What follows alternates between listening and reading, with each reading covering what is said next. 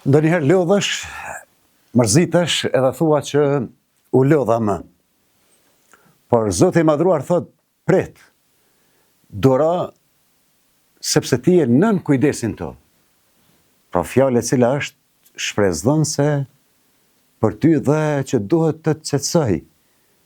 Wasbir li hukmi rabbike fa innaka bi a'yunina.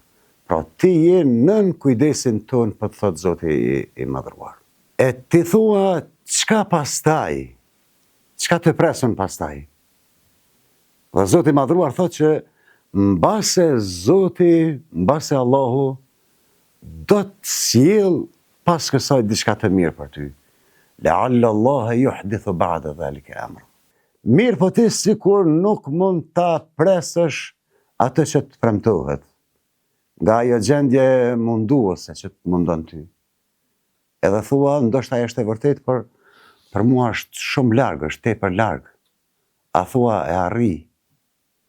Dhe Zoti të thot, innahum yarawnahu ba'ida wa narahu qariba, që atyre u duket larg, mirë por neve na duket afër.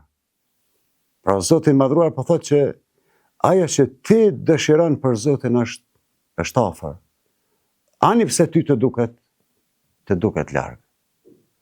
Por ty nga njëherë ajo pritja, ato gjëra që do t'i durash, ato veprime që do t'i ndërmarrësh, punët që të kërkohen duken se janë për te mundësive tua, që ti nuk do t'ja dalësh.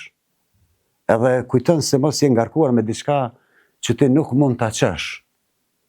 Po Zoti i Madhruar të thot që ai nuk ngarkon asnjë njeri, pra as ty, për te mundësive që ka.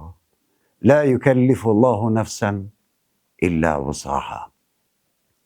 Edhe nga pritja e madhe, nga ajo dëshirë që rikrijohet, ti e ndërton qefin tënd, idealin tënd, dhe thua që thua një ditë do të ndodhë ajo që unë dëshiraj, që ajo unë që kam për qëllim që synoj.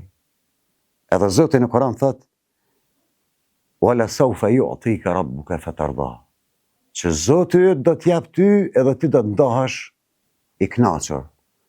Pavarësisht se kujt i ka thënë Zoti i Madhruar, ato janë shprehje që ne i lexojmë në Koran, i dëgjojmë nga Korani, edhe ato janë si ndërveprim me gjendjet tona emocionale. Edhe kur të vinë krejt këto gjendje pozitive që t'i sjellin fjalët koranore, shprehjet koranore duke lexuar ti Koranin e Madhruar, atëherë ti ndalesh edhe pas atyre shprehjeve premtuese, shpresdhënëse, edhe thua, vërtet kjo është e mundur për mua. Ndodh kjo mua, si është e mundur, edhe Zoti i Madhruar jep përgjigjen në Koran duke ndërvepruar edhe me ty, duke thënë inna dhalika ala Allahi yasir, që kjo për Allahun është fare krejtësisht e lehtë.